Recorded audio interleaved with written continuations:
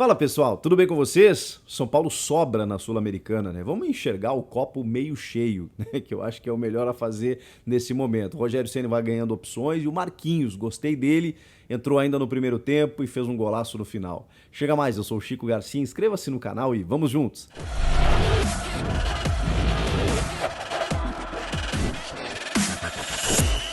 São Paulo 100% no grupo D da Copa Sul-Americana, praticamente encaminhou a vaga. Se vencer o Everton do Chile fora de casa na próxima rodada, combinado aí com um empatezinho do Ayacucho e também a outra equipe, no caso, que é o Jorge Wilstermann, né? O piloto da Bolívia, né? Em homenagem ao piloto boliviano. Se houver um empatezinho e o São Paulo vencer o Everton, ele está matematicamente classificado. Se mesmo que tenha um vencedor, né, nesse jogo e tudo mais, né, no caso que não seja o Jorge Wilstermann, né, que está lá na lanterninha do grupo, mas se for o Ayacucho, ele ainda poderia alcançar o São Paulo, mas aí o São Paulo praticamente, de qualquer forma, vai encaminhar a vaga, mas não matematicamente. Ele pode conquistar matematicamente na próxima rodada. E o importante disso tudo é que o Rogério Ceni não está usando titulares, ou está usando um ou outro titular nesses confrontos da Sul-Americana, e mesmo assim tem 100%. Venceu todos os jogos, marcou 8 gols e sofreu apenas 3 nessas 3 primeiras rodadas, né? No primeiro turno dessa fase de grupos, digamos assim, da Copa Sul-Americana. Olha o time que ele escalou: Thiago Volpe, Igor Vinícius, Arboleda e Léo, os zagueiros, né? Reinaldo na esquerda. No meio de campo, o Luan, Igor Gomes e Gabriel Sara, que saiu ainda no primeiro tempo, vou falar sobre isso. Na frente, Alisson, Éder e Luciano. Luciano de contrato renovado até 2024, recebeu uma chance, tentou dar uma bicicleta, se movimentou, mas acabou saindo no intervalo para o Rigoni. Rigoni merece um capítulo à parte. O Andrés Colorado também entrou no intervalo no lugar do Luan. O Luan ficou muito tempo inativo, né? Então acho que ele tá soltando o Luan, tá? Porque o Luan a gente imagina, né, que por tudo que ele já fez no São Paulo, um menino da base, um volante muito marcador. Hoje talvez, né, o Rogério prefira jogar com volantes ali mais técnicos, como o Pablo Maia, como o Rodrigo Nestor. Mas o Luan é um cara que, se retomar o seu nível antigo, ele assume a posição. Então, o Luan, que foi substituído pelo Andrés Colorado, em determinado momento deu para ver o Rogério brigando com o Andrés para ele se soltar um pouco mais, porque o time é muito fraco do Jorge Wilstermann, né? E chegou a criar alguns sustos para o São Paulo, porque o São Paulo foi, digamos assim, instável na partida em alguns momentos, mas vejam só, venceu por 3-1. O resultado ainda é o mais importante, né? Eu não vou, obviamente, passar a mão numa atuação que não foi das melhores, mas eu também preciso reconhecer que houve competência, houve efetividade e houve o resultado final, que é aquilo que mais importa. Então a gente precisa avaliar dessas duas formas, e não vou desconsiderar aqui que há um time descaracterizado, com obviamente um desentrosamento, obviamente existe uma explicação pelo qual esse time é reserva, né? Porque ele é inferior ao titular, então, né, uma coisa meio óbvia, natural que o São Paulo enfrente algumas dificuldades, mas dentro desse cenário, né, de adversários que são inferiores, mas o gramado ruim, logística de viagem, tal, tudo mais que você precisa pontuar nessa primeira fase, porque só o primeiro do grupo classifica, né? E o São Paulo está encaminhando a vaga, sem crise, galera. É isso aí. São Paulo agora vai encarar o Santos no próximo domingo, né? Pelo Campeonato Brasileiro. O Santos, que é o líder do campeonato, mas sofreu essa noite também, empatando com o União La Calera, que é lanterna do Campeonato Chileno, estava em crise, sem técnico e tudo mais, e o Santos teve muita dificuldade. Mas eu sei que no Brasileiro também é outra história.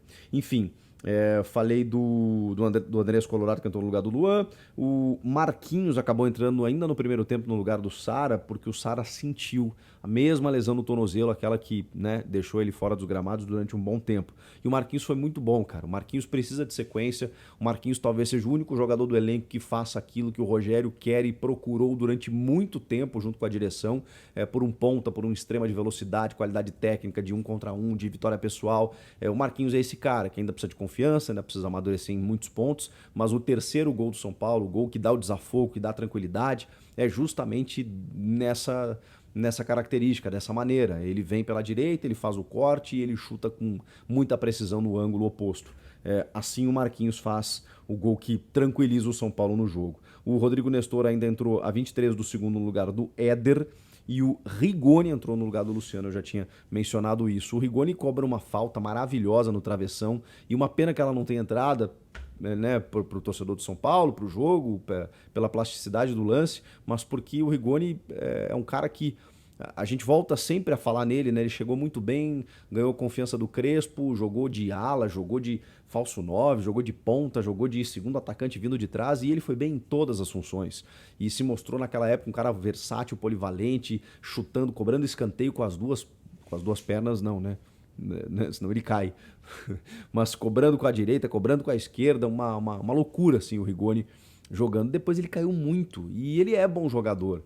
E até fez uma jogada interessante, perdeu um gol interessante no final, assim, né? Que, poxa vida, podia dar mais confiança para ele.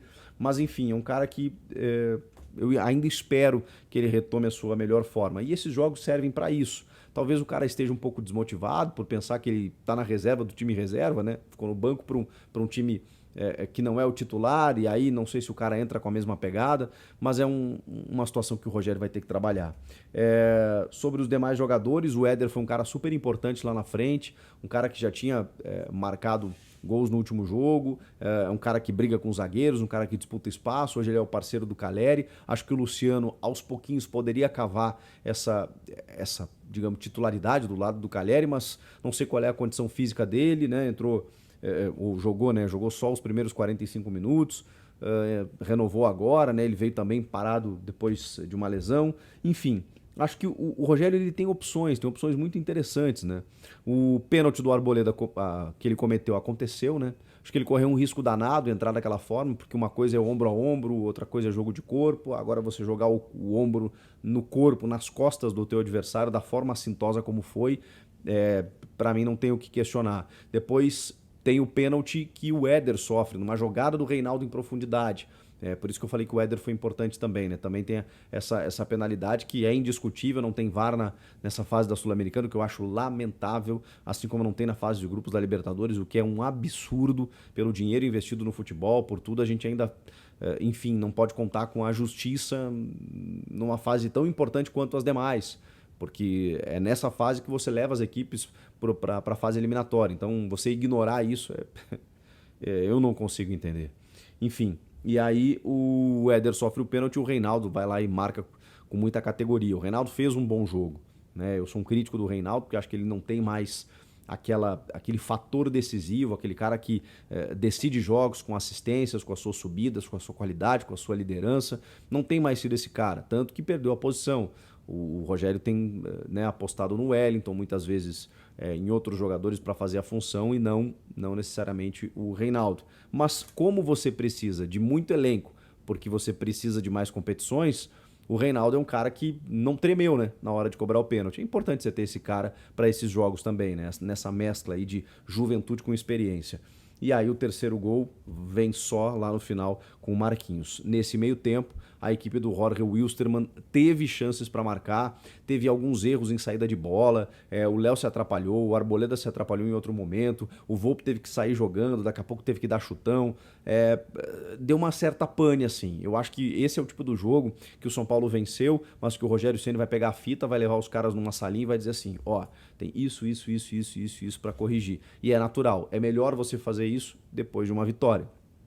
100%, encaminhando a vaga, dando tranquilidade e descansando os teus titulares, porque na segunda-feira tem um clássico contra o Santos no Morumbi. E como o São Paulo no Brasileiro vem de 2 jogos sem vitória, chegou goleando o Atlético Paranaense 4-0, parecia que, né? E aí depois vieram 2 resultados ruins em sequência para o São Paulo.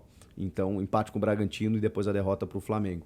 Jogos difíceis também, né? Uma tabela complicadinha do São Paulo. Mas não adianta, né? O brasileiro tem dessas coisas. Então, por isso, o resultado foi mais importante. Alguns ajustes a serem feitos, mas opções que o Rogério vai tentando administrar dentro do seu elenco. Eu estou tentando enxergar o copo meio cheio. E você? Vai dizer que o time foi ruim, foi irregular, foi instável, sofreu contra uma equipe inqualificável, como a equipe do Jorge Wilstermann, muitos jogadores foram abaixo da crítica e tudo mais. É uma maneira de ver o jogo. Eu prefiro ver que o resultado foi atingido e que as opções estão aí para o Rogério poder mesclar para a sequência da temporada. Comenta aqui, inscreva-se no canal, eu volto na próxima. Tchau!